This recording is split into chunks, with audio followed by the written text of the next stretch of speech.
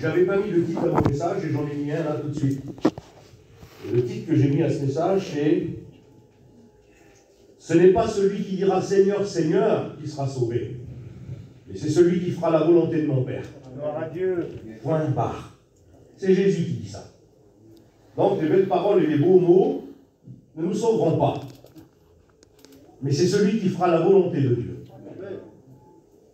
Des gens ont venu un jour vers Jésus. Jésus était dans une maison, puis il prêchait le royaume. Et puis il y a des gens qui sont venus et ils ont dit « Ta mère et tes frères sont dehors et ils te demandent. » Et Jésus a dit « Qui est mes parents? Qui sont mes frères? Qui est ma sœur ?» Et il a montré les disciples du doigt. Il dit « Ce sont ceux qui font la volonté de mon Père. » Gloire à Dieu. Et c'est ce que nous voulons. Si nous sommes là ce matin, c'est pour faire la volonté de Dieu. On n'est pas simplement là pour s'améliorer à nous-mêmes, en essayant d'être meilleurs, malgré qu'il faut le faire. Mais on est là pour rendre gloire à Dieu et pour travailler à l'œuvre de Dieu. Amen. Donc j'ai mis quelques pensées, mais je vais vous lire un verset de la parole de Dieu. Dans Ésaïe 26, il nous est dit ça. « Celui qui est ferme dans ses sentiments, tu assures la paix parce qu'il se confie en toi. » Celui qui est ferme dans ses sentiments. Et quand on parle de sentiments, bien des fois, on éloigne ça un petit peu de la vie chrétienne. On dit c'est des sentiments. Mais réellement, nous sommes gérés avec des sentiments. Et nous marchons avec des sentiments. C'est nos sentiments qui nous font vivre. Gloire à Dieu. Ben oui, c'est humain. On est doté de sentiments. Et ces sentiments-là, eh ben, ils doivent être fermes dans les choses de Dieu. Elle nous dit, la Bible, que nos sentiments doivent être fermes dans les choses de Dieu. Parce que nous sommes des humains et nous sommes dotés de sentiments. Mais ne nous trompons pas, il nous faut avoir nos sentiments en Dieu, dans la parole de Dieu, qui est notre guide, qui est celle qui nous dirige, celle qui nous conduit, celle qui nous donne à être des chrétiens heureux. Gloire à Dieu. Amen. Un chrétien heureux, c'est merveilleux. Un chrétien heureux, il est rempli de joie. Un chrétien heureux, c'est un plaisir de parler avec lui. Un chrétien heureux, quand vous parlez avec lui, il vous bénit. Juste en discutant avec lui. Il est rempli de sentiments de Dieu. Et un chrétien doit être rempli de sentiments de Dieu. Le mot sentiment veut dire capacité d'apprécier une ordre de choses ou de valeur. Ça veut dire ça, sentiment. Capacité d'apprécier. Et nous devons être dans cet état de vie, de pouvoir et de savoir apprécier les ordres de Dieu, les commandements de Dieu et la doctrine de Dieu. Gloire à Dieu. Nos sentiments à nous sont tournés vers la doctrine de Dieu. Si, aujourd'hui, nous pourrions dire, ben, je crois en Dieu, je bénis Dieu, je suis un chrétien, mais toute la doctrine de Dieu, je ne vais pas la mettre en pratique, eh ben, tu te trompes. Tu te trompes. Il faut que la doctrine de Dieu soit complète dans ta vie, dans ton cœur et dans ton âme. Gloire à Dieu. Vous n'enlèverez pas la doctrine de Dieu des 10 commandements de la parole de Dieu. Ils ont été institués et toute la base de la doctrine de Dieu repose sur ces commandements que Dieu avait donnés au peuple. Tu ne voleras point, tu ne tricheras point, tu n'envieras point la maison de ton frère. Et tous ces commandements, on les connaît par cœur. Et c'est une base de vie chrétienne. C'est notre base, vous comprenez? Et notre base doit être dotée par ces sentiments qui sont dans les valeurs de la doctrine de Dieu. Si nous perdons ces valeurs de la doctrine de Dieu, nous se trompons par de faux raisonnements. Mais ce matin, nous ne sommes pas là pour se raisonner par des faux raisonnements, mais nous sommes là pour être raisonnés par la parole. Gloire à Dieu. Gloire à Dieu. Merci au Seigneur. Dans Philippiens 2, verset 5, l'homme de Dieu dit ça, c'est Paul qui dit ça. Ayez en vous les sentiments qui étaient en Jésus-Christ. Alors, on est obligé de s'arrêter un petit peu sur ce mot-là. Avoir les sentiments qui étaient en Jésus-Christ. Je prends Jésus comme mon exemple suprême. Gloire à Dieu. Amen. Bien sûr qu'il y a des frères spirituels, des hommes de Dieu, des femmes de Dieu. On les reconnaît. Mais l'exemple de Jésus, c'est le summum. Gloire à Dieu. Et il dit, ayez en vous les sentiments. Donc les sentiments sont nécessaires. On a besoin de vivre avec des sentiments de chrétiens. Un sentiment de chrétien, c'est quelqu'un qui aime. C'est quelqu'un qui veut aider. C'est quelqu'un qui est disponible pour l'œuvre de Dieu. C'est des sentiments humains. Nous ne sommes pas animés par un sentiment d'intérêt. Le sentiment d'intérêt n'est pas chrétien. Et aujourd'hui, là, c'est beaucoup de sentiments d'intérêt. On ne peut pas y échapper. Ce matin, je ne vais pas vous parler de, je sais pas, de neige, il n'y a pas de neige aujourd'hui. Je vais vous parler de ce que j'ai besoin, d'un parapluie dans de l'eau dehors. J'ai besoin de Jésus. Vous avez besoin de Jésus. Vous avez besoin de vivre comme lui. Vous n'avez pas besoin de vivre comme vous avez décidé de vivre. Vous avez besoin de vivre comme Jésus veut que nous vivions. Je ne dois pas me tromper en disant, est-ce que je fais un petit peu bien? Est-ce que ça va, moi? Oui, ça va, moi je ne suis pas trop bien, je me débrouille pas trop mal. En suivant le Seigneur, ça va. J'ai besoin de vivre comme lui vivait. Et la Bible dit, ayez les sentiments qui étaient en Jésus-Christ. C'était de la crème, le Seigneur. C'était quelqu'un qui était appréciable, certainement. J'aurais voulu être à cette époque-là, être près de lui, et que les disciples le suivent, voir comme il faisait, comme il marchait, comme il parlait aux gens. Jamais homme n'a parlé comme cet homme. Il n'y avait pas de mots déplacés en lui, il n'y avait pas de sentiment d'intérêt, mais son intérêt à lui, c'était de bénir les autres. Des fois, on se trompe, nous. On dit, oui, mais la vie chrétienne, tu sais, on devient un petit peu comme l'autre fait ça, moi je fais ça. Mais non, il faut avoir les sentiments de Dieu dans notre cœur. Gloire au Seigneur Jésus. Je continue. Amen. Dans le même verset, mais une autre version, la version seconde, nous dit ça, seconde 21. Que votre attitude soit identique à celle de Jésus-Christ. Que votre attitude soit identique à celle de Jésus-Christ. Les sentiments dirigent notre attitude. Vous êtes d'accord? Amen. Vos sentiments vous conduisent dans une façon de vivre avec une attitude qui correspond au sentiment que vous avez dans votre cœur. Si vous aimez, que vous êtes plein d'amour, vous êtes quelqu'un qui veut partager, qui veut aider, vous aurez une attitude de personne bonne. Gloire à Dieu. Vous n'allez pas se tromper. On va dire cette personne-là, c'est une bonne personne. Son attitude prouve qu'il est quelqu'un de bon parce qu'il vit pour Dieu, il veut partager, il veut aider, il veut protéger, il veut sauver des âmes. C'est quoi travaillant à l'œuvre de Dieu? Dites-moi. C'est de sauver des âmes. Amen. Oui. Travailler à l'œuvre de Dieu, c'est pas de dire, ah, moi je fais un petit peu bien, je veux faire un petit peu mieux, je veux un petit peu m'améliorer. Non, tu travailles pour toi, c'est toi ça. Mais travailler à l'œuvre de Dieu, c'est d'arracher les âmes du feu. Le frère l'a dit l'autre jour. C'est de travailler de tout son cœur en disant, cette personne a besoin, il faut que je me mette sur cette personne-là, il faut que je l'accroche, il faut que je l'amène à l'évangile. Je crois que c'est ça. Dites-moi. Amen. Où est-ce que je me trompe? Je ne pense pas. C'est la parole de Dieu. Je ne pourrais pas me tromper. C'est la parole de Dieu. Amen. Gloire à Dieu, la parole de Dieu ne trompe pas. Elle est toujours la même. Gloire à Dieu. Que votre attitude soit identique à celle de Jésus-Christ. Le mot identique veut dire parfaitement semblable. Que mon attitude soit parfaitement semblable à celle de Jésus. Alors, on va dire imprimé. Tu passes la barre un petit peu haute, chef. Mais c'est pas moi qui la mets la barre un peu haute. C'est la parole de Dieu. C'est la parole de Dieu qui me le dit. Il faut que tu sois identique à Jésus. Oh, Quel travail que j'ai à faire. Je parle pour moi ce matin. Quel boulot que j'ai à faire. Mais la Bible me dit qu'il faut que je sois semblable, parfaitement semblable à lui. Donc dans mon cœur ce matin, je suis obligé de me mettre à genoux devant Dieu et demander pardon à Dieu. Vous comprenez ça?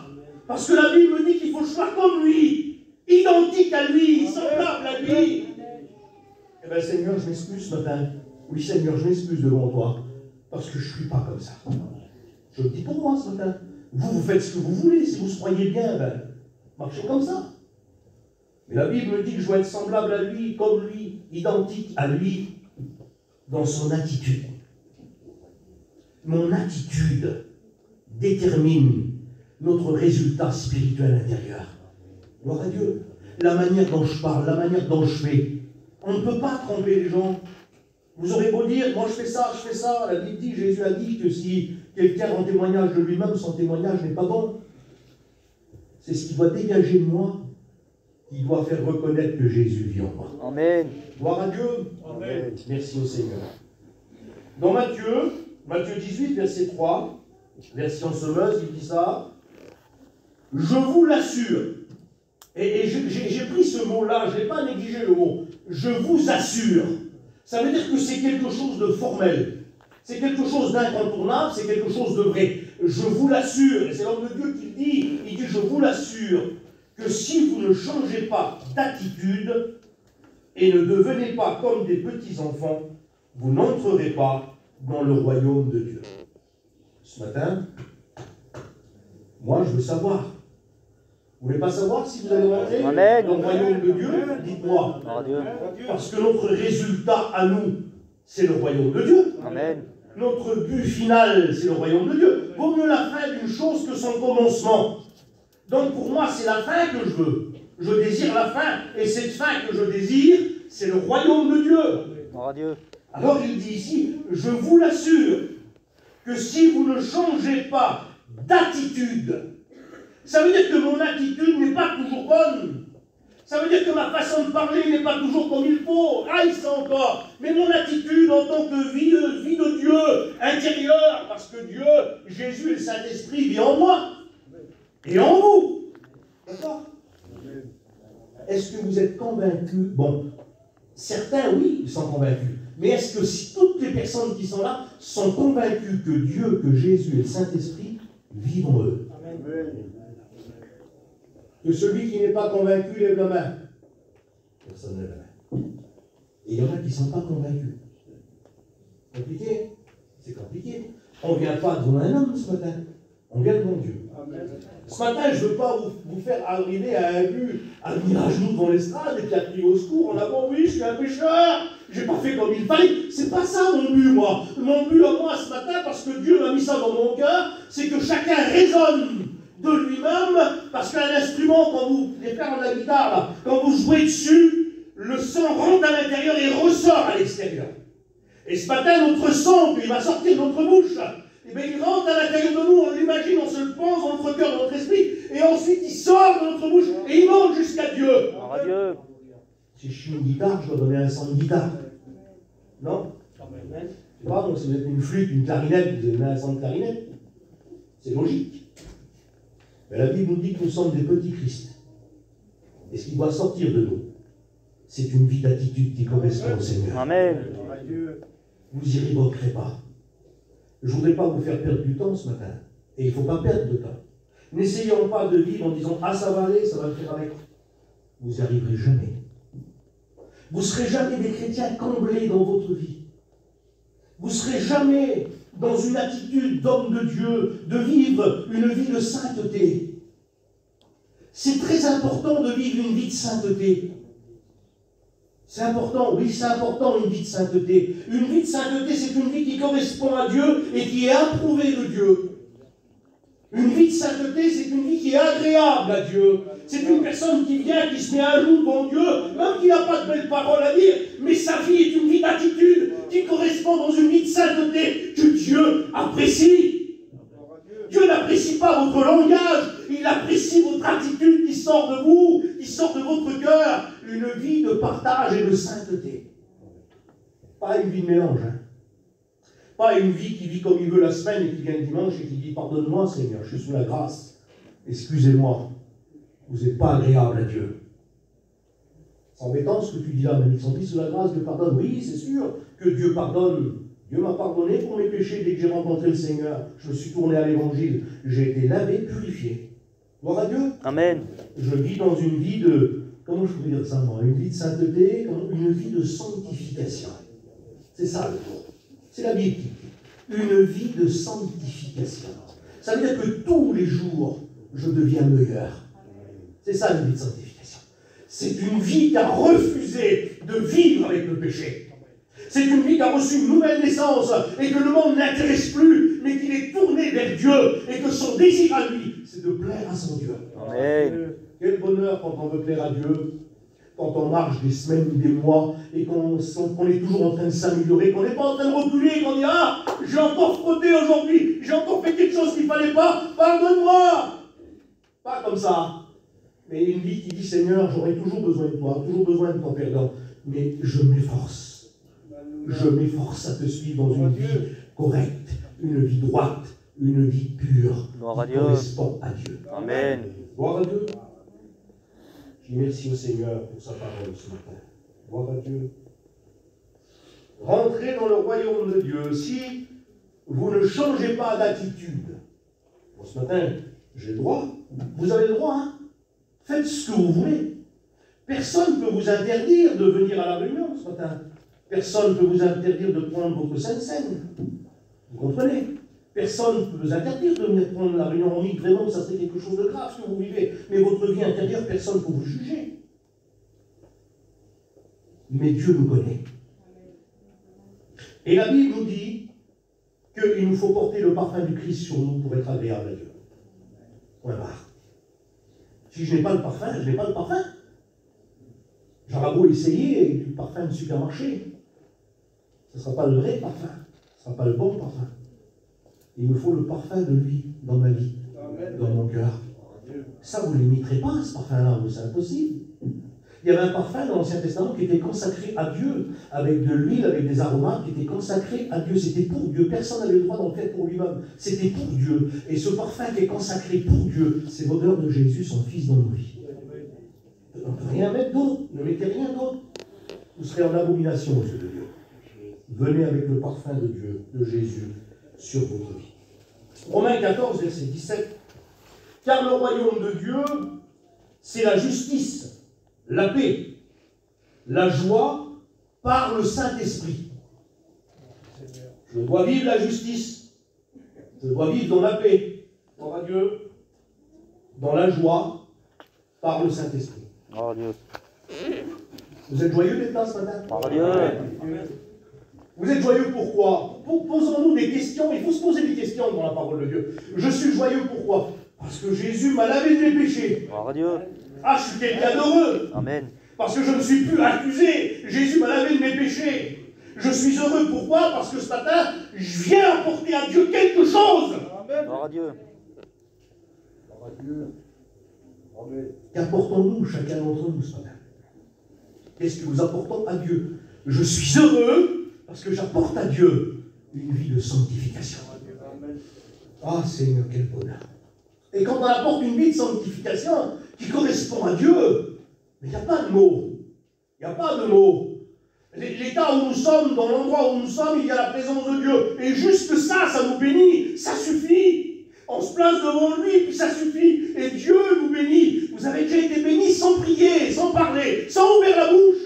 Mais vous sentez cette présence qui descend sur vous. Il n'y a pas de mots. Ça vient du ciel. Parce que vous correspondez, vous êtes approuvé de Dieu. Quand on est approuvé de Dieu, on ne dit rien. Dieu nous bénit. Gloire à Dieu. Quand on est approuvé de Dieu, on ne se combat pas pour être béni. Ça tombe sur nous. Parce que Dieu nous arrose et il aime ses enfants. Gloire à Dieu. Vous aimez bénir vos enfants, leur donner ce qu'ils ont besoin. Vous savez que vous donnez mieux, c'est quand ils sont obéissants. Quand ils font votre volonté. Quand ils travaillent pour vous. Alors vous donnez, même qu'ils ne vous demandent pas, vous leur donnez. Vous dites, ça suffit, tu as assez travaillé, tiens. Je te donne ce que tu as besoin. Dieu nous donne ce qu'on a besoin. Gloire à Dieu. Quand on est pour lui, quand on travaille pour lui. Gloire à Dieu. Alors je continue. C'est cette vie-là qu'il faut avoir. Hein? Une vie de justice et de paix. Et de joie par le Saint-Esprit. Résultat d'une vie intérieure, j'ai mis. C'est le résultat d'une vie intérieure, ça. C'est ce qu'on peut apporter à Dieu, ce qu'on peut donner aux autres qui sont auprès de nous. Quelqu'un de juste, quelqu'un qui a la paix et quelqu'un qui est dans la joie par le Saint-Esprit. Que c'est beau un chrétien qui a la joie, Seigneur. Vous avez vu ces chrétiens tristes, là, ces chrétiens malheureux. Mais pourquoi ils sont malheureux comme ça? Il faut se poser des questions. Pourquoi ils sont tristes comme ça? Mais qu'est-ce qui se passe en eux? Il y a quoi en eux? Des questions à se poser. Je ne veux pas aller trop loin. Je ne veux accuser personne ce matin. Mais je veux un résultat béni pour chacun d'entre nous ce matin. Amen. Celui qui sert Christ de cette manière, attention, c'est toujours le même texte, hein? Je vous le relis. Le royaume de Dieu, c'est la justice, la paix et la joie par le Saint-Esprit. Celui qui sert Christ de cette manière est agréable à Dieu et approuvé des hommes. C'est beau ça. Hein? Il n'y a rien. Celui qui fait ça, qui vit comme ça, qui sert Dieu comme ça, est approuvé de Dieu. Si je n'ai pas toujours cette joie du salut dans mon cœur, David a dit, redonne-moi la joie de mon salut. Il l'avait perdu. Est-ce que vous l'avez perdu ce matin? Est-ce que vous avez plus cette joie dans votre cœur? Dieu peut vous la redonner. Amen. Et vous savez, quand Dieu redonne, c'est où? C'est quand on a décidé de dire, ben, je dépose tout par terre. Vous avez déjà été aux champignons, ça devient comme ça, là, dans les bois. Alors au départ, vous êtes égaré, vous envoyez un, donc il est pourri. Vous le prenez, vous le mettez dans le sac. 2, il est pourri. Au bout d'un moment, le sac, il fait 1 tonne. Vous avez 2 kilos de champignons pourris.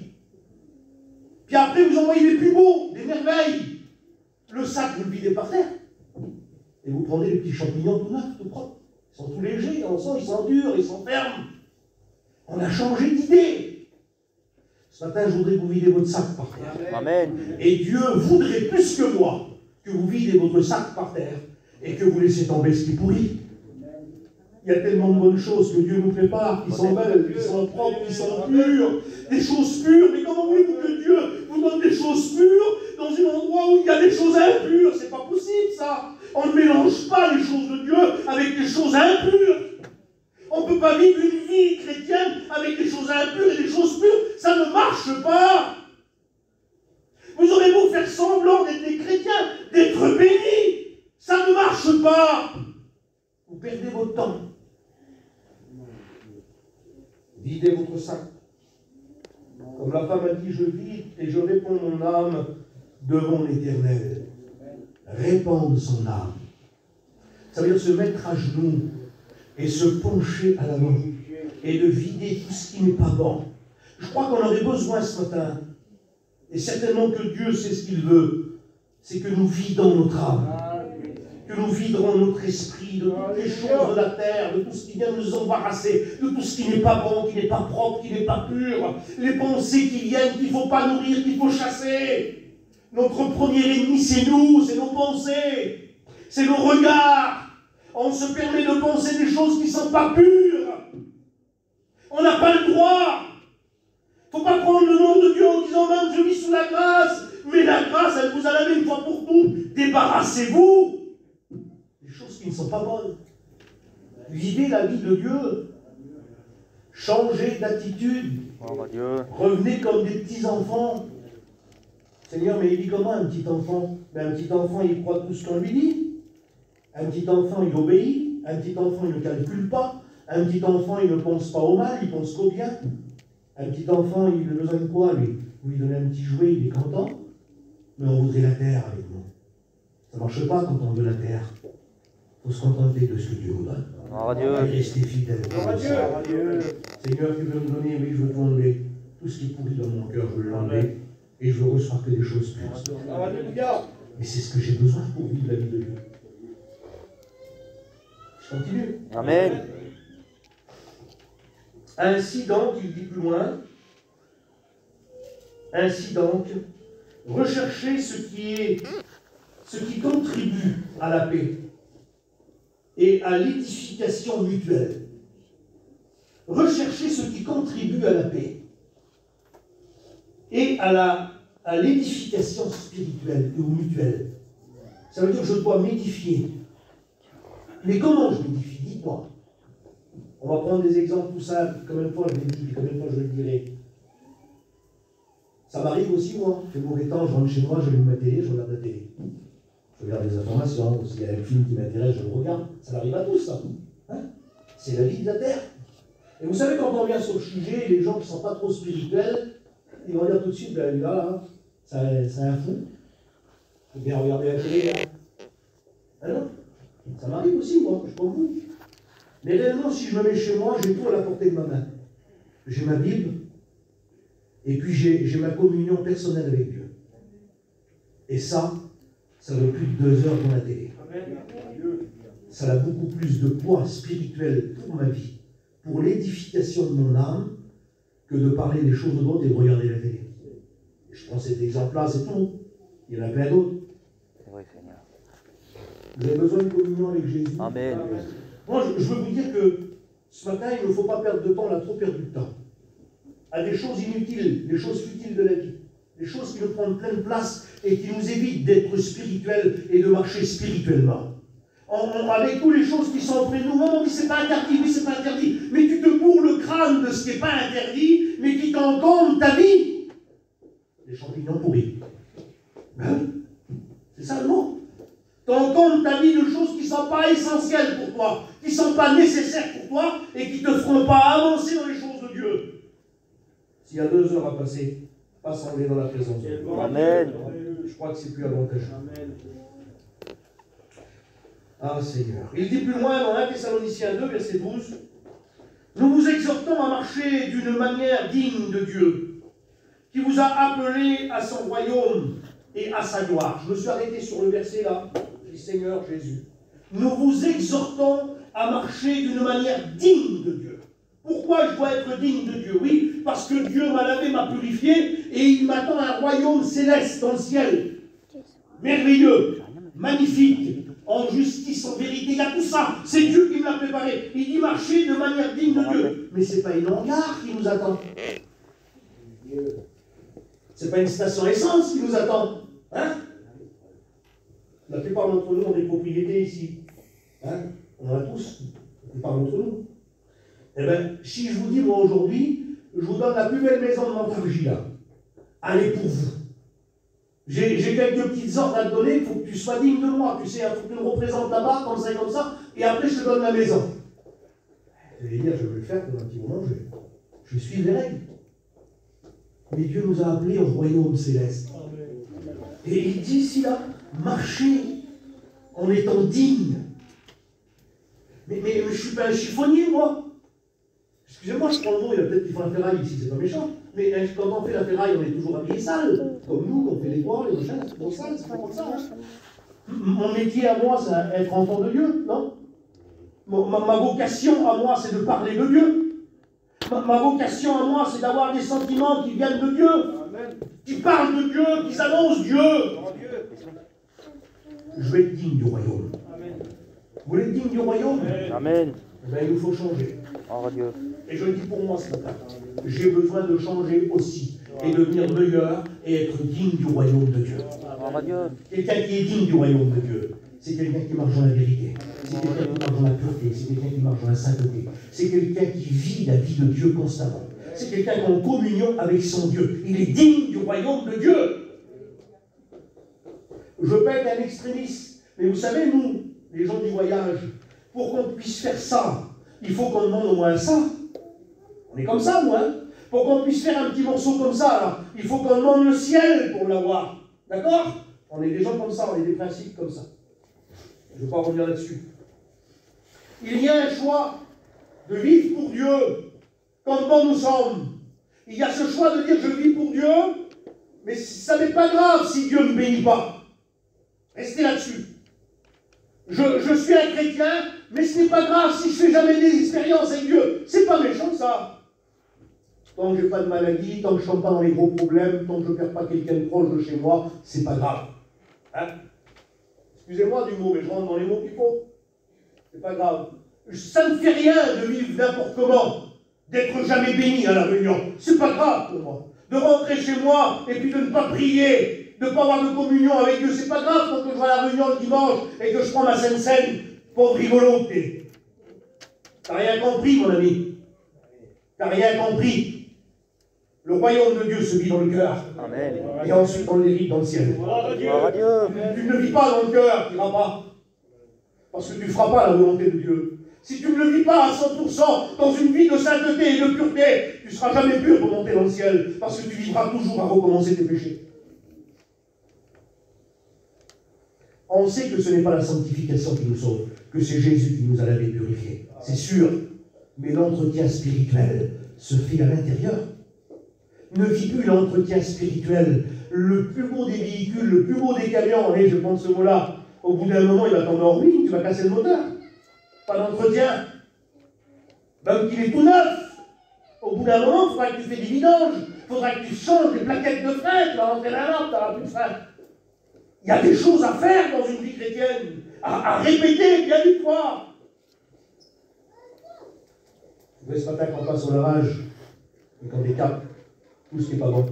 Dieu. Vous voulez le faire ce matin? Amen. Gloire au Seigneur. Je continue. Gloire à Dieu. Gloire à Jésus. Merci Seigneur. Heureux sont ceux qui sont intègres dans leur voie, qui marchent selon la loi de Dieu.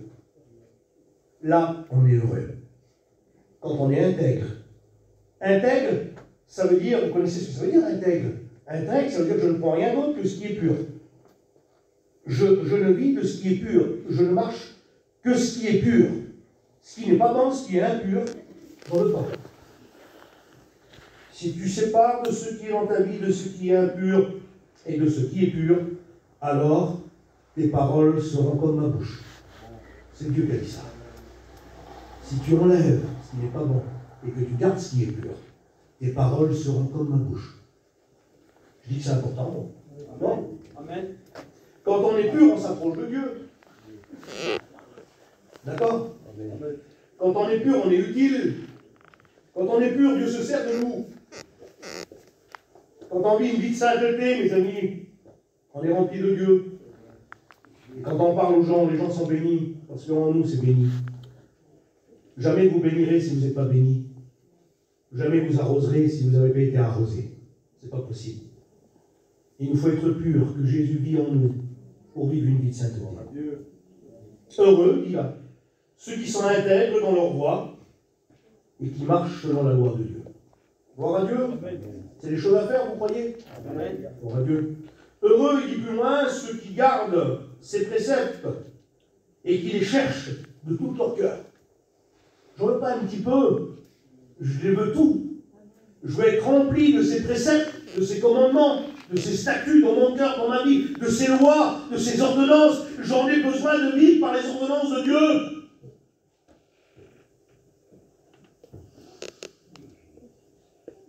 Puissent mes actions être bien réglées, afin que je garde tes statuts. Alors je ne rougirai pas à la vue de tes commandements.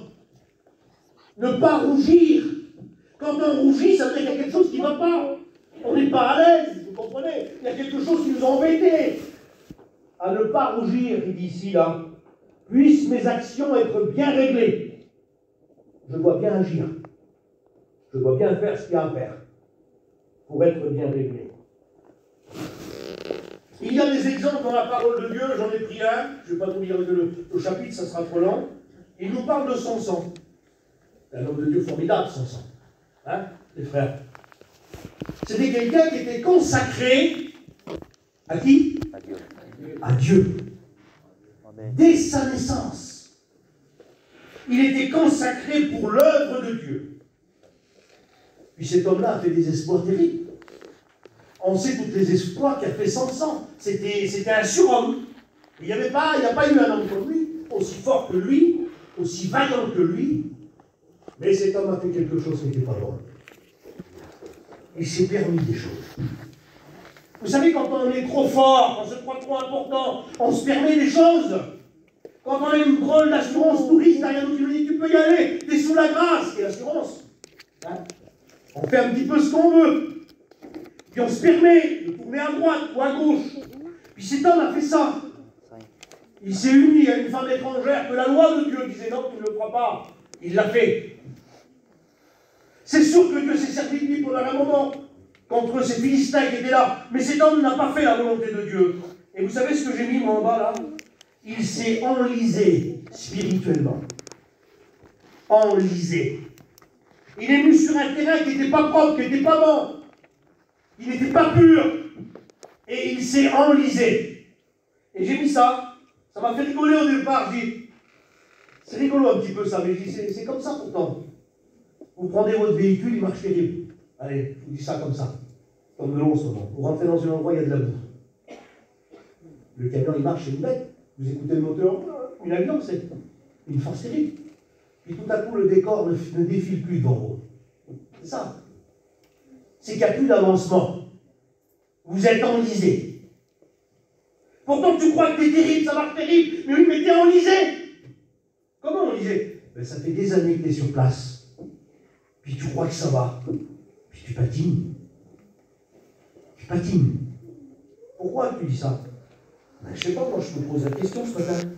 Les résultats spirituels. Depuis le temps que je roule, depuis le temps que je suis au volant du camion, là, ça fait 20 ans. En 20 ans, vous faites 3, 4, 5, 10 millions de fois le tour de la Terre, hein, en 20 ans. Vous êtes toujours ici, à Montargis. À Montargis, ici. Hein? Tu es en train de t'enliser. Et vous savez, plus qu'on insiste, jusqu'en France. Il y a une chose à faire. Qu'est-ce qu'il faut faire? Il faut descendre en bas du camion, il faut éteindre le moteur. Il faut descendre en bas, il faut faire le tour du véhicule. Et de réfléchir. Comment je vais faire pour sortir? Hein? Si vous avez le téléphone, vous avez le copain, il va venir avec une corde, il va sortir. Il n'y a que ça. Vous de vous-même, par votre capacité à vous, vous ne s'en sortirez pas. Vous n'avez pas ce qu'il faut pour sortir. Il vous faut quelqu'un qui est équipé pour sortir. Et le seul qui est équipé pour vous faire sortir de cet enlisement spirituel, c'est Jésus. Amen. Le seul qui peut vous sortir de votre enfoncement spirituel, c'est Jésus. Tu as besoin de rouler, mon ami, tu ne roules plus. Tu es sur place, tu patines. Il n'y a plus rien qui défile devant toi. Plus de paysage qui passe. Tu restes à la même place. Quelle tristesse. Il serait bon de plus descendre du camion ce matin. Vous voulez le faire ce matin? Amen. Je vous parle avec mes mots, je n'ai pas d'autres mots. Je vous dis ce que Dieu a mis sur mon cœur ce matin.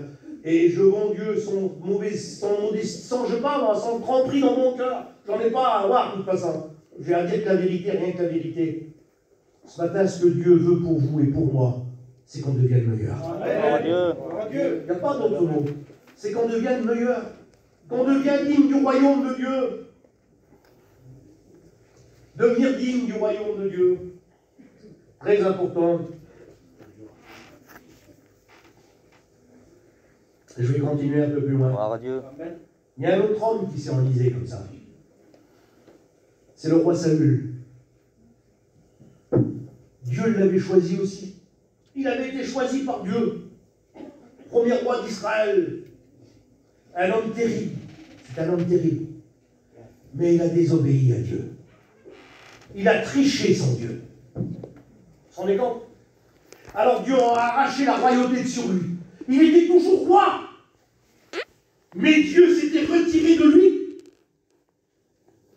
C'est terrible quand Dieu sortir de quelqu'un. Ah oui. Peut-être que les gens croient que personne ne le voit, mais les gens aussi le voient.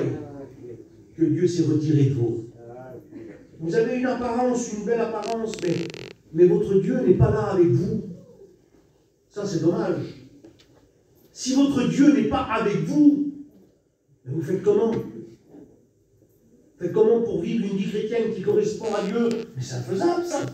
Si vous n'êtes pas rempli du Saint-Esprit pour dire non aux choses de la terre, mais vous n'y arriverez jamais de votre vie. Votre chair est déjà du côté de la terre. Vous allez faire comment? Il y a que l'Esprit de Dieu qui est du bon côté. Et si elle est en vous, elle vous aidera.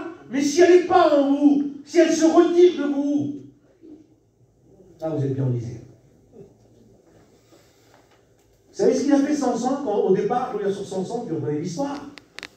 La Bible dit, il dit ça, je m'en sortirai comme les autres fois. Mais il ne savait pas que l'Éternel s'était retiré de lui. Le mot retirer veut dire partir. Il y a une autre version qui dit autrement. Attendez, il faut que je la trouve. Une autre version dit autrement. L'Éternel s'est détourné de lui. Ça veut dire que l'Éternel avait les regards sur lui, mais il s'est détourné de lui. L'Éternel s'est retiré de lui, ça veut dire qu'il était avec lui, mais il n'était plus avec lui. C'est dommage, ça. Vous avez commencé avec Dieu, vous étiez bénis, vous avez compris le message de l'Évangile, vous étiez plein de joie, plein de foi. Maintenant, il semblerait, pour être un chrétien, il faut être dans une ambiance terrible, dans une mission terrible, où les réunions, c'est du feu. Tu te chauffes au bord et puis tu tombes, tu n'as plus de chaleur. Il semblerait que c'est ça. Il y a des chrétiens qui trouvent que Dieu qu'à la réunion. Ils se rendent compte que Dieu est vivant qu'à la réunion. Mais rentrez chez eux, ils ne le connaissent plus. Il n'est plus avec eux. Il n'est même plus dans leur cœur. C'est important ça. Il faut que Dieu vive dans ton cœur. Pas juste à la réunion. Dieu te parle là, oui. Il te parle pour te reprendre. Pourquoi c'est souvent comme ça que Dieu nous parle pour nous reprendre? Parce qu'on n'est pas digne, on ne fait pas toujours ce qu'il faut. Par contre, quand tu es digne et que tu vis dans la vie de Dieu, tu n'as pas besoin de venir à la réunion pour que Dieu te parle. Chez toi, Dieu te parle. Amen. C'est ça qui est bien. Quand tu es chez toi tout seul, Dieu te parle. Mais là, il y a un souci pour toi. Il ne te parle qu'à la réunion, il ne te parle pas chez toi. Parce que chez toi, tu vis comme un pantalon. Tu vis comme tu veux. Tu vis comme un escroc. Est-ce que c'est un escroc c'est quelqu'un qui triche tout le monde et qui se triche à lui-même. C'est un escroc. Ce matin, il serait bien de vider le sac. Je crois. Saül dit ça. Dans 1 Samuel 18, verset 12. Saül craignait la présence de David. David, c'est un petit berger. Mais Saül craignait la présence de David parce que l'Éternel était avec David et qu'il s'était retiré de lui. Il s'est enlisé, mais jusqu'au bout. Il s'est tellement enlisé, on connaît l'histoire, que Saül a fini par mourir. Loin de Dieu. Loin de Dieu. Il ne restait plus qu'un semblant de lui. C'était un semblant du oint de l'Éternel. Parce qu'il avait été oint comme roi par le prophète. Et donc, il ne restait plus qu'un semblant. Mais son intérieur n'était plus oint. Votre extérieur est un semblant de vie chrétienne, certains. Pas tous, hein, heureusement. Mais votre intérieur n'est qu'un semblant. Dieu n'est plus là. Seigneur, je dois faire quoi, mon frère, ce matin? Je crois que c'est très important. Si Dieu n'est plus là, n'ayons pas peur des mots ce matin, je ne vais pas vous passer de la pommade. Hein. Si ton Dieu n'est plus en toi, mais tu as du souci à te faire, et je voudrais ce matin, excusez-moi, hein, mais si c'est pour changer de situation, que ton cœur soit rempli de soucis vis-à-vis de ta vie spirituelle, que ton cœur déborde de soucis, de ton incapacité, de ton manque de sainteté, de ton partage avec le monde, que ton cœur soit rempli de soucis, afin que tu te repentes et que tu changes d'attitude. Il y a un texte dans la parole du Seigneur, c'est dans Philémon 1, verset 2, et c'est Paul qui dit ça. À la sœur Appias et à Archippe, notre compagnon de combat, et à l'église qui est dans sa maison. À l'église qui est dans sa maison. L'église, ce n'est pas le bâtiment ici. L'église, c'est votre cœur, c'est votre maison, c'est votre foyer. Trouvez Dieu dans votre foyer, dans votre maison. Vous serez les gens bénis. Ne le trouvez pas ailleurs, dans un local quelconque. Si les gens partent d'ici, vous resterez seuls. Dieu ne sera pas là. Dieu est là quand tout le monde est réuni, qui s'attend à recevoir de Dieu la parole de Dieu. Mais ne soyons pas là pour le bâtiment, ça ne vous bénira jamais. N'essayez pas de faire du travail pour Dieu en disant, moi je vais placer les chaises. Excusez-moi les frères, ça comme ça. Hein. Ou moi je vais ouvrir les portes le matin de bonne heure de la salle. Vous croyez que ça va vous sauver, ça? Jamais de la vie, ça vous sauvera, ça. Ce qui vous sauvera, c'est que Jésus vit en vous et vous vivez la vie de ses péchés. C'est ça qui vous sauvera. Je continue. Amen. David sortait et entrait à la tête du peuple. Il réussissait dans toutes ses entreprises. Et l'Éternel était avec lui. L'Éternel était avec lui. Et quand l'Éternel est avec nous, on réussit dans toutes nos entreprises. N'essayez pas son Dieu, vous n'y arriverez pas. Vous aurez des combats et des luttes. Vous perdrez plus de terrain que vous en gagnerez. Mais s'il est avec vous, vous serez des vainqueurs. Amen. Vous serez des vainqueurs, des gagnants. Amen. Merci Seigneur. Seigneur, tu es grand, tu es vivant. Amen. Seigneur Jésus. Je continue. Amen. Nous combattons pour nous, j'ai mis ici là, ou pour l'œuvre de Dieu. Est-ce que nous combattons pour nous ou pour l'œuvre de Dieu? On doit imaginer ça. On a besoin de penser à ça. Parce que le monde enlève toutes ses pensées de la vie spirituelle. Quand vous faites des choses de la terre, on est tous sur la terre. Et on a tous des soucis. Il faut qu'on paye nos affaires. Il faut qu'on règle nos problèmes. Mais il y en a tellement, des fois que ça s'accumule tellement, que notre esprit est envahi. Et on n'a plus de pensée à dire où j'en suis avec Dieu. Quelle est ma relation avec lui? Quel est mon temps que je passe avec lui? Est-ce que je suis souvent béni par lui? J'ai besoin de penser ça dans mon cœur. Je suis un chrétien, j'appartiens à Dieu. Il vit en moi. J'ai besoin de savoir où j'en suis avec lui. Mais le monde essaye de nous enlever cette pensée-là en disant t'es bon, on marche comme ça, t'es bien. Non! Dieu envoie des panneaux indicateurs, des feux, et il dit arrête, arrête, c'est en rouge. T'es dans le rouge, arrête, tu vas tout casser.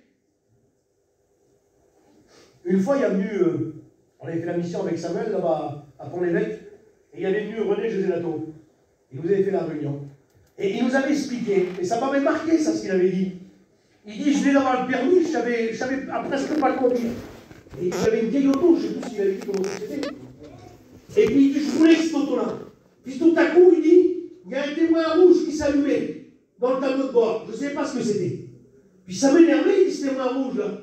Il dit, j'ai le patient sous les mains dans les fils, il dit, j'ai arraché le fil. Quand là, c'est éteint la lumière. Puis embêté, je voulais. Au bout de quelques kilomètres, il dit, j'ai cassé le moteur. Puis il dit, mécano, il dit, non, mais il dit, monsieur, vous avez fait quoi? Il dit, vous avez plus mis d'huile dans le moteur. Il dit, il n'y a rien qui vous l'indique. Ben, il dit, il y avait bien une lumière rouge qui s'allumait. Mais à m'énerver, il dit, je l'ai arraché. Il dit, vous avez cassé le moteur. Ce matin, je voudrais vous dire que pour ceux qui sont concernés, il y a une lumière rouge qui s'allume. Regarde bien. Fais bien attention à ce que Dieu te dit ce matin. La lumière rouge s'allume. Arrête-toi sur le bord. Lève un petit peu le capot du moteur et regarde s'il manque pas un petit peu d'huile pour graisser tout ça. Un petit peu d'huile d'onction peut-être. Ah, c'est quoi l'huile d'onction? C'est la communion avec Dieu. Il manque peut-être un peu d'huile d'onction. Ah oui. Ou peut-être un petit peu d'eau de la parole pour refroidir le moteur. Ah, il faut de l'eau dans le moteur. Ah oui. Il faut un peu de carburant, d'essence, quelque chose qui brûle fort. Il te faut un peu d'onction de l'esprit. Amen. Je crois que tu en as besoin. Afin que ta voiture elle roule bien. Qu'elle marche bien. Arrête de rester sur place. Fais ce qu'il y a à faire ce matin. Puis avance pour l'œuvre du Seigneur. Je dis gloire à Dieu ce matin. Gloire au Seigneur. Alors je continue un peu plus loin. 1 Timothée 6, verset 12. On va finir à oublier. Combat le bon combat de la foi. Il y a des chrétiens, j'ai mis ici, là, qui combattent contre leur mauvais caractère et leur désir du monde charnel. C'est que ça leur combat. C'est pas le bon combat, ça seulement. Hein. C'est pas juste de dire je combats mon mauvais caractère, je travaille sur moi. C'est une chose pour le faire. Je combats contre mes pensées, je suis envahi de pensées mauvaises. Des choses de la terre, des choses charnelles. N'ayons pas peur des mots, des choses impures que je n'ai pas le droit d'y penser. Restons polis. Vous appartenez à Dieu. Votre corps est le temple du Saint-Esprit. Mes pensées doivent être des pensées du ciel. Amen. Des pensées de Dieu. Ah oui. Combat le bon combat. N'essaye pas de combattre contre toutes les pensées qui viennent. Au bout d'un moment, tu vas laisser revenir, tu vas les refaire encore. Combat le bon combat. Combat pour l'œuvre de Dieu dans ta vie. Combat pour devenir meilleur avant une. Combat pour refuser tout ce qui n'est pas bon et d'être pur pour le Seigneur. C'est le leur des combats. Il y aurait des faux combats. Ah oui. Il y a un homme dans la Bible, c'est le roi d'Israël. C'est dans 1 Roi 22, verset 30. Le roi d'Israël dit à Josaphat, je veux me déguiser pour aller combattre. C'est le combat déguisé. On connaît l'histoire. Cet homme m'a dit un jour, je vais me déguiser parce que je sais qu'ils vont me viser à moi dans le combat directement. Je vais me faire passer pour quelqu'un d'autre, pour ne pas être touché. Mais quand on se déguise, on ne compte plus sur Dieu. Vous comprenez? Quand on se déguise soi-même, on ne compte plus sur Dieu. On veut aller au combat, on veut aller, oui, on veut bien y aller, mais je voudrais que ce n'est pas moi qui ai reconnu. Mais comment là? C'est bien toi le chrétien. C'est bien toi qui dois combattre. Ce n'est pas une apparence qui doit combattre. Eh bien, l'histoire nous dit qu'un homme tira au hasard avec son arc et il toucha le roi ou au défaut de la cuirasse. Une cuirasse nous couvre le devant là et elle nous couvre le dos. Les endroits où c'est pas couvert, vous savez c'est où? C'est sous les bras ici, où c'est rattaché. C'est les défauts. Un défaut, vous savez ce que c'est? C'est pas quelque chose en plus, un défaut. Un défaut, c'est un manque. Un défaut, c'est un manque. Je sais pas moi, une pièce qui a été faite, qui a un défaut. Oui, ben il manque un peu moins de matière, là, oui, il n'y a pas assez de matière, c'est un défaut. Il y a une fêlure, c'est un défaut. il y a un manque, il y a un vide. Ben, quand on se déguise, il y a un manque. Quand on n'est pas à fond dans l'œuvre de Dieu, qu'on ne veut pas faire les choses de Dieu, ou plutôt qu'on veut les faire, mais avec les autres choses à côté, il y a des manques. Et ces manques, c'est des défauts. Dieu veut rectifier les défauts. Vous savez que notre vie est comblée de situations des fois compliquées, dans lesquelles on aura besoin de Dieu à passer par des épreuves de la vie. Il y a une histoire que j'ai écoutée un jour, je ne sais plus dans quel pays que ça se trouve, je ne voudrais pas dire de bêtises, mais quand un vase était cassé, on connaît l'histoire, je ne sais pas, il y en a peut-être qui ne la connaissent pas, et bien dans cet endroit-là, dans ce pays-là, ils reconstruisaient le vase avec toutes les fissures, mais ils le reconstruisaient avec de l'or, et c'était collé avec de l'or. Ce qui veut dire que le défaut du vase devenait une qualité et une richesse. Ben même si tu es brisé ce matin par le message de Dieu, parce que ça te concerne, même si ta vie est brisée en morceaux, Dieu veut réparer. Et la réparation que Dieu va faire ne sera pas un défaut, mais elle sera une valeur. Elle sera une force pour toi, une assurance pour toi. Dieu ne répare pas avec de la colle. Vous comprenez ça? Il répare avec de l'or précieuse. Et Dieu est capable de réparer les fissures de ta vie, les défauts de ta vie, les imperfections de ta vie et les manques de ta vie pour en mettre de l'or. Seigneur, si c'est comme ça ce matin, ben je vais le mettre par terre. Amen. Vous comprenez ça? Si tu es capable de réparer ça, Seigneur, avec de l'or, je vais le mettre à genoux. Et je veux qu'une réparation. Je veux qu'une passe au scanner de ta parole, de ton esprit ce matin. Tu vois tous les défauts, tous les failles, et je veux que tu reconstruis tout ça. J'en ai marre de rester sur place. Vous en avez pas marre de perdre du temps, dites-moi. Il n'y a pas plus rageant que de perdre du temps. Quand vous faites venir un monsieur pour faire des travaux chez vous, je viens de telle date, monsieur. Vous l'attendez 6 mois après. Et je reviens de telle date, il ne vient pas encore. Mais il n'y a pas plus qui peut vous mettre en colère que ça, que de perdre du temps. On dit, je devrais être loin, je devrais être très loin. Et je suis encore dans la misère ce matin. Tu devrais être très loin dans les choses de Dieu. Et tu es encore loin. Que Dieu fasse ce qu'il a à faire. Que Dieu bénisse. Seigneur. Oh Jésus. Je passe un peu plus loin. Jérémie 3, verset 16. Lorsque vous aurez multiplié en ces jours-là, dit l'Éternel, on ne parlera plus de l'arche de l'alliance de l'Éternel. Ah, de l'Éternel. Elle ne viendra plus à la pensée. On n'y pensera plus. On ne se le rappellera plus. On ne se rappellera plus. On ne s'apercevra même plus de son absence.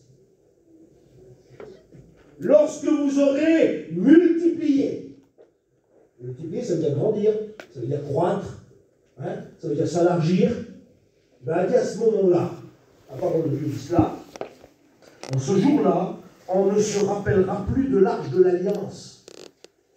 Évident, on a bien fait la cérémonie, on se rappelle ça. Quand vous avez rencontré le Seigneur et que c'était un jour de joie, un jour de fête, où on a mis une petite piscine là, avec des fleurs, pour d'autres une rivière, puis on a préparé des gâteaux, on a fait un petit décor derrière, et puis on a fait un sermon devant Dieu, puis on a dit Seigneur, je te suivrai dans les bons jours comme dans les mauvais jours. Vous vous rappelez de ça? Et aujourd'hui, on a du mal à se rappeler qu'on est des chrétiens et qu'on doit vivre une vie de sainteté. Parce que la Bible dit, je suis saint et vous serez saints. Dieu dit ça. On ne se rappelle plus de ça. Elle ne vient même plus à notre pensée. Notre vie de sainteté. On n'y pense plus. On croit qu'on n'a pas besoin. Tu te trompes, le diable, de te faire croire que tu n'as pas besoin de sainteté. Mais tu en as besoin. Tu n'y arriveras pas sans sainteté. Tu ne pourras pas y aller jusqu'au bout.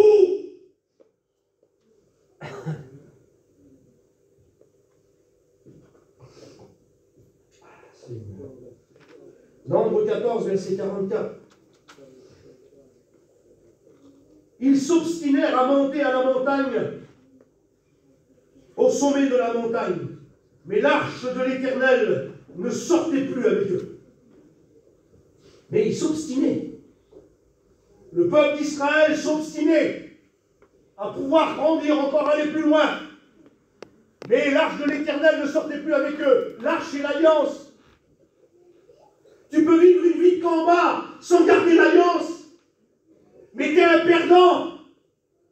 Tu perdras les combats un après les autres. Tu ne gagneras jamais. Comme Samson a fait. Je m'en sortirai comme les autres fois. Mais il ne savait pas que l'Éternel s'était retiré de lui. Déception.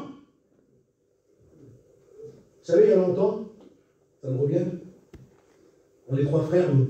On était tout petits. Et mon père nous avait acheté chacun des salopettes en jean. On était tout petits. On était 3. Le frère Dalton, c'était.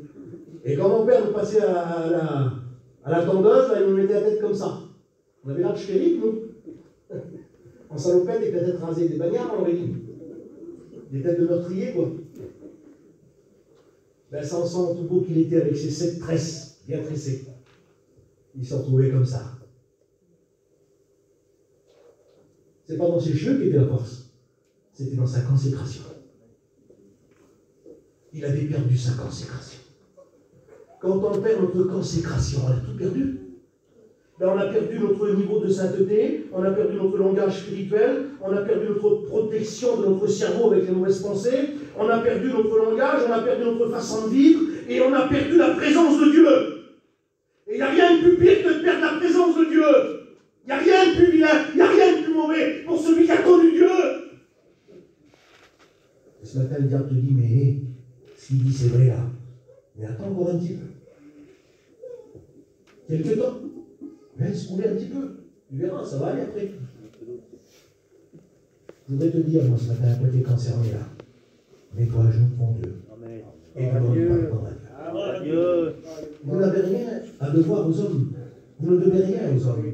Vous ne devez rien à l'église d'ici, là. Excusez-moi ce que je veux dire là. Vous ne devez rien au prédicateur, au frère Max, vous ne devez rien. Hein. Le frère fait son travail, Dieu l'a institué ici, les frères qui sont là aussi, pareil. Mais c'est à Dieu qu'on doit. À Dieu. Je peux aller très loin. Arrêtez. Ah, Seigneur. Je passe sur quelques versets, mais je vais passer plus vite. Dans Romains 2, verset 5.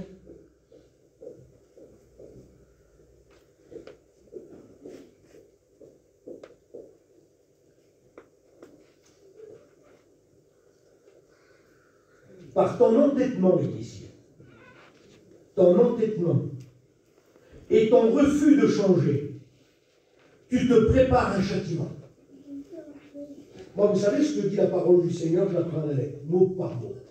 Des fois, il y a des gens qui veulent détourner les textes de la parole de Dieu en disant, tu sais, c'est pas sur le sens spirituel, ou c'est pas comme ça. Non, si le Saint-Esprit appuie ces mots-là dans ton cœur, c'est que Dieu veut te parler comme ça. Amen. Vous êtes d'accord avec ça? Moi, je suis d'accord avec la Bible. Et si le Saint-Esprit en plus appuie ces mots, eh bien, je vais prendre tout mon cœur et je les dévore. Parce qu'ils sont pour moi un moyen de salut. Alors il dit, par ton entêtement, tu t'entêtes, toi, tu dis, oui, mais moi je suis quelqu'un dans l'assemblée. Hein. Attention, moi j'ai une prière. Hein. Quand je prie moi, les gens s'arrêtent, ils écoutent ce que je dis, hein, parce que je prie bien, moi. Hein. Vous voyez? Ben, c'est pas ça.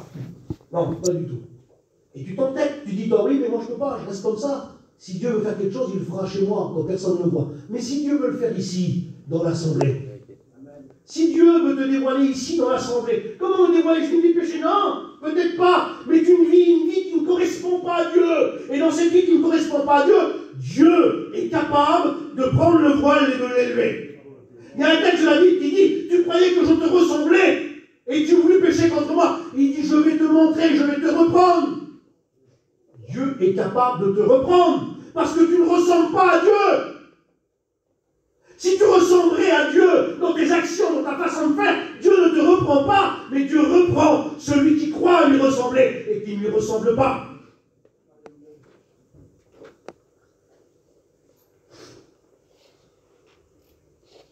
Car il y en est plusieurs, il dit dans Philippiens 3, verset 18, écoutez bien, il y en est plusieurs qui marchent en ennemis de la croix de Christ.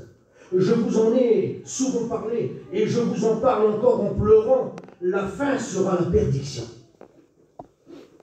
Attention. Moi, ce matin, je vais vous avertir de la parole de Dieu. Et si Dieu a mis ces versets-là ici, c'est parce que Dieu veut que ça soit cité. Vous comprenez? Dieu veut que ça soit dit parce qu'il y a des vérités que la parole de Dieu ne met pas de phare sur les yeux.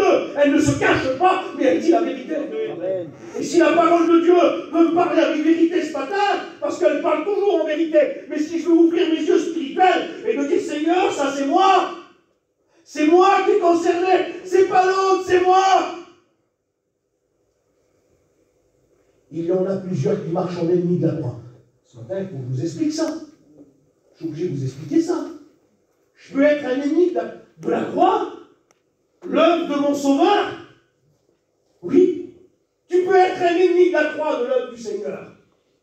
Il marche. Il marche.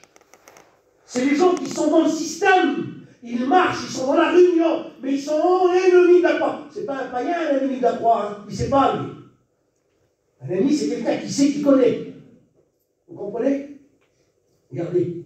Ils marchent en ennemi de la croix. Comment est-ce possible? Ils ont pour Dieu leur ventre. C'est ça être un ennemi de la croix. La Bible me dit ça. Ils ont pour Dieu leur ventre. Ce n'est plus Dieu. C'est leur ventre, leur Dieu. Ils sont devenus des ennemis de la croix. Oui, parce qu'à la croix, mes amis, on a crucifié notre chair avec Christ. Amen. Chrétien fait ça. Gloire à Dieu. La Bible nous dit ça. Nous avons crucifié notre chair avec Christ et nous vivons pour Dieu.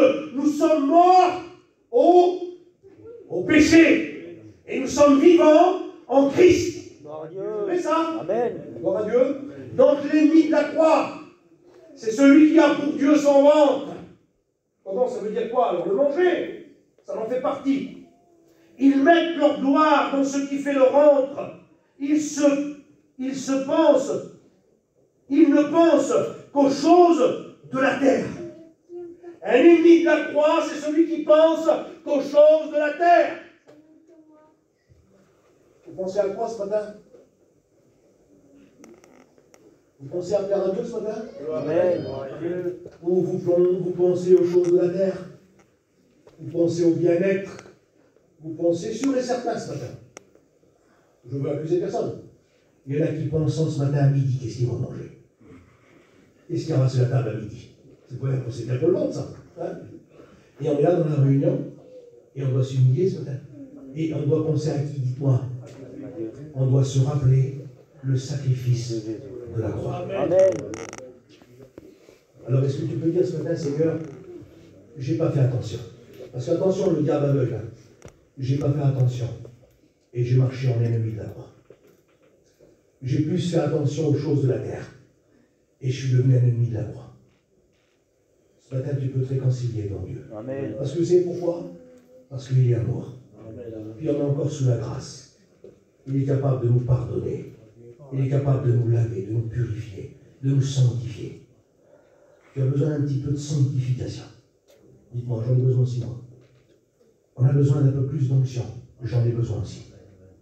J'ai besoin de plus de communion avec lui.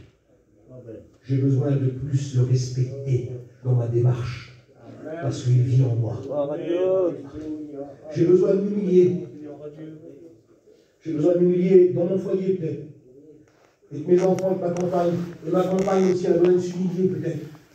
Pour vivre la vie du royaume de Dieu. Seigneur, si j'en manque ce matin, je voudrais que tu viennes et que tu tournes la vis dans mon esprit. Et tu dis, allez, vas-y. Vous avez vu une tronçonneuse qui agresse plus, il y a un petit truc, une vis, on la tourne, qui donne plus d'huile. En que la chaîne tourne terrible. Viens, Seigneur, ce matin, faire quelques tours. Viens faire quelques tours dans ma vie. J'en ai besoin ce matin. Gloire à Dieu. Oh Jésus, que ton nom soit glorifié. Gloire à Dieu. Alors il continue le verset de la parole de Dieu, il dit Paul plus loin là. Après ce verset-là, ils sont devenus ennemis de la croix. Ils ont pour Dieu leur don, tout ça. Il dit ça en bas, verset 20. Mais notre cité à nous est dans les cieux, d'où nous attendons aussi comme sauveur le Seigneur Jésus-Christ. Ah oui, mes avantages chez l'âme. Mon attente, c'est ça, moi. C'est pas la terre, hein. J'ai pas la terre pour Dieu, j'ai pas mon ventre pour Dieu. Non, mon Dieu à moi, c'est celui-là qui est dans le ciel, Amen. où je l'attends. Qui transformera notre corps d'humiliation en le rendant semblable au corps de sa gloire. Je ne vais pas le nourrir à lui. Je vais nourrir ma vie spirituelle Gloire à pour Dieu. que ce corps de misère, ce corps d'humiliation soit transformé comme le corps de sa gloire, où je vais le célébrer dans le ciel. Seigneur, je voudrais qu'on réfléchisse ce matin. Je voudrais qu'on prenne position par rapport à ça. Il dit, il transformera notre corps d'humiliation pour le rendre semblable au corps de sa gloire, par le pouvoir qu'il a de s'assujettir toutes choses. Le corps ne pourra plus parler. C'est Dieu qui règnera. Amen. Il a le pouvoir de s'assujettir toutes choses, et nous devons assujettir notre volonté charnelle, nos désirs charnels, qui ne sont pas toujours à la gloire de Dieu. Je dois les écraser et de faire vivre la vie de Dieu en moi comme elle devrait vivre. 1 Thessaloniciens 2, verset 13, je passe vite, en prie Seigneur. Il vous a choisi dès le commencement pour le salut, dans la sanctification de l'esprit et dans la foi, dans la vérité. Gloire à Nous Dieu. avons été choisis pour la sanctification de l'esprit. Amen. Et il y en a qui disent, j'ai pas besoin de sanctification, moi je vis sous la grâce. Ah bon? Il nous a choisis pour ça. Je ne sais pas si je pourrais tout dire, mais je vais passer vite. La parole de Dieu nous dit ça, c'est Jésus qui dit ça dans Luc 15, verset 11. Un homme avait 2 fils. Le plus jeune de ses fils dit à son père, mon père, donne-moi la part de mes biens qui doit me revenir. Et le père, ayant partagé les biens, leur remit à ses fils. Et l'histoire, nous la connaissons, la Bible dit que le plus jeune de ses fils ramassa tout ce qu'il avait et il partit pour un pays lointain, où il dépensa son argent, tout son bien, dans la débauche. Ça veut dire fils prodigue. Le fils prodigue veut dire ça, délapider ses biens. Ça veut dire ça, fils prodigue. Il dilapida tout ce qu'il avait du père. Et il se retrouva dans un endroit où il était au service d'un agriculteur qui était là, et il gardait les pourceaux. Il voulait bien se nourrir des carouches que mangeaient les pourceaux, mais personne ne lui en donnait. Il est tombé dans un désarroi, il est tombé dans un enlissement spirituel, dans la boue, avec des cochons. Et il est là. Et vous savez ce qu'il sauve, ce qu'il remet en question, c'est que la Bible dit, il réfléchit, et il rentre en lui. Dieu, ce matin, veut réveiller ta confiance, et puis il veut que tu rentres en toi-même. Ce matin, il serait bon qu'on ferme les yeux, chacun d'entre nous, et que nous rentrons en nous-mêmes, afin de regarder où nous en sommes avec Dieu. Et cet homme a fait ça. Il a fermé les yeux, il a rentré en lui-même, et il a dit, chez mon Père, il y a du pain en abondance, et moi ici, je meurs de faim. Gloire à Dieu. Gloire à Dieu. Je voudrais que tu calcules ça ce matin. Que malgré que tu es dans la maison, il n'y a pas de pain pour toi. Pourquoi tu n'as pas de pain, dis-moi? Pourquoi tu meurs de faim? Parce que tu t'es enlisé dans ta chair. Tu t'es enlisé loin de Dieu, sans prendre garde à ce que tu perdais la communion avec ton Dieu. Sans prendre garde pour que tu n'as plus de relation avec ton Dieu.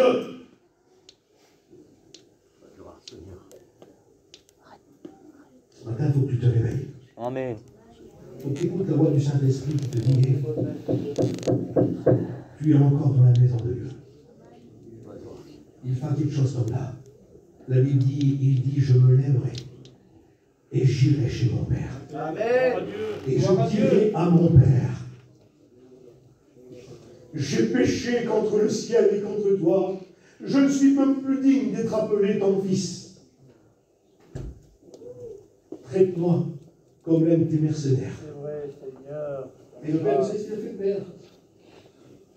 Il l'attendait sur le chemin, la Bible dit, et il vit son fils arriver de loin. Il a couru au-devant de lui. Il ne devait pas sentir bon. Il était dans la boue avec le cochon. Il l'a pris dans ses bras. Et il a dit une chose. Tuez le veau gras. Réjouissons-nous. Amenez la plus belle robe. Mettez-lui le soulier aux pieds. Mettez-lui un anneau au doigt. Et il dit, tuons le veau gras. Et réjouissons-nous. Car mon fils que voici était mort. Seigneur, quelle parole. Mais il était bien guidon, il marchait pourtant. Il a venu à la maison. Mais il dit, il était mort. Et maintenant, il est vivant. Gloire à Dieu. Il était perdu. Gloire Et à maintenant, Dieu. il est retrouvé. Alléluia. Gloire à Dieu. Quand on s'approche de notre Père, même si on est mort spirituellement, il nous redonne la vie. Amen. Amen. On était perdu. On est retrouvé. Ce matin, ton Père voudrait te retrouver. Il voudrait te prendre dans ses bras. Malgré que tu ne mérites pas, hein. Malgré que ton esprit est rempli de soucis, malgré que ton cœur est rempli de vide, qui n'est plus là en toi, sa présence n'est plus là, mais il voudrait quand même te prendre dans ses bras, il voudrait te ramener à la maison, il voudrait pour toi faire le festin, il voudrait se réjouir avec toi. Ne voudrais-tu pas te réjouir avec lui ce matin? Ne voudrais-tu pas qu'il te prenne dans les bras et qu'il te dit viens, viens, viens, viens, rentre. J'ai encore à te donner bien plus que ce que tu penses. C'est la grâce du Seigneur pour nous, pour chacun d'entre nous ce matin. Vous savez pourquoi quand on a besoin et qu'on est obligé de le faire? Tu es obligé ce matin. Comment je suis obligé? Je suis libre? Non, non, tu n'es pas libre. Tu es obligé, tu es un enfant de Dieu. Amen. Et un enfant de Dieu se plie à la volonté de son Père. Si tu ne te plies pas à la volonté de ton Père, excuse-moi, tu cours un grave danger. Pas simplement que tu n'es pas béni ou que tu vis un peu triste, non. Tu cours un grave danger. Il serait bien que tu rentres dans la maison de Dieu, spirituellement. Pas que tu rentres dans l'église seulement, mais que tu trouves Dieu chez toi. Amen. Dans ta maison, dans le secret. Rentre dans ta chambre, ferme ta porte. Prie ton Dieu dans le secret. C'est ça qu'il faut que tu fais. Il faut que tu le retrouves en toi. Tu ne le trouves plus. Il faut que tu le retrouves en toi. Il faut que tu retrouves ces sensations de grâce, de bonheur, de paix dans ton cœur que tu as perdu, que tu n'as plus. Ça ne te manque pas, ça? Ça te fait pas mal, ça, de dire je suis un lit, je suis un béret qui retentit, une timbale qui résonne. Je suis vide. Tu es vide ce matin? Le Seigneur veut te remplir. Amen. Je voudrais qu'on coupe les fonds. Ézéchiel 18, verset 4, il dit ça, on coupe les fonds du Seigneur. L'âme qui pêche, c'est celle qui mourra. Je voudrais faire une appel ce matin. Remplis, Seigneur. Gloire à Dieu. Vous n'avez rien à me prouver à moi. Je suis un misérable, je suis comme vous. Mais vous devez se placer devant votre Père ce matin. Celui qui veut se placer devant son Père ce matin, qui se lève. Je ne vais pas vous demander de vous mettre à genoux. Je vous le dis devant Dieu, si c'est moi, je suis dans les rangs, je me mets à genoux. Mais qui se lève ce matin. Et je vais prier le Seigneur de moi. Il faut du courage. Il faut du courage. Le courage est le commencement de la victoire. Sans courage, on ne fait rien. Avec le courage, on y arrive. Et c'est Dieu qui met en nous le vouloir et le faire. Et ce matin, il met dans ton cœur, il met ce vouloir et le faire, de t'élever et de dire aujourd'hui, je prends la décision de retrouver mon Dieu en mon cœur, en moi. Amen. Lève-toi ce matin, au nom de Jésus. Il y a d'autres personnes. Il y a d'autres personnes. Je remercie Dieu pour qu'il s'est élevé ce matin. Le Seigneur est notre sort aussi qui s'est élevé. S'il y a d'autres personnes, levez-vous. Alléluia. Le Seigneur te voit. Gloire à Dieu. S'il y en a d'autres, Seigneur, attendez pas que l'autre se lève quand même. Vous êtes devant Dieu. Et vous connaissez votre état, je connais mon état, moi. Le Seigneur te voit. On est devant Dieu ce matin. Ça m'est égal que tu t'aimes ou que tu ne t'aimes pas, mais Dieu te connaît. Et ton Père te frappe à ton cœur ce matin, mais il dit, réponds à ce que je te dis ce matin. Je te dis que tu es mort spirituellement, que tu as besoin de revenir à la vie. Tu passes pour être vivant. Mais je ne suis plus en toi. Est-ce qu'il y a d'autres personnes? Le Seigneur te voit. Le Seigneur te voit. Je vous lis un dernier verset. C'est 2 Chroniques 29, verset 11. Maintenant, mes fils, cessez d'être négligents, car vous avez été choisis par l'Éternel pour vous tenir en son service devant lui, pour être ses serviteurs et pour lui offrir des parfums. Vous avez été choisis pour ça, pour offrir à Dieu des parfums. Les parfums de Dieu, c'est le parfum de Christ. Seigneur, je te loue ce matin. Ah, je te rends gloire et grâce. Tu connais mes frères et sœurs, tu nous connais à chacun. Ce qu'ils ont fait, Seigneur.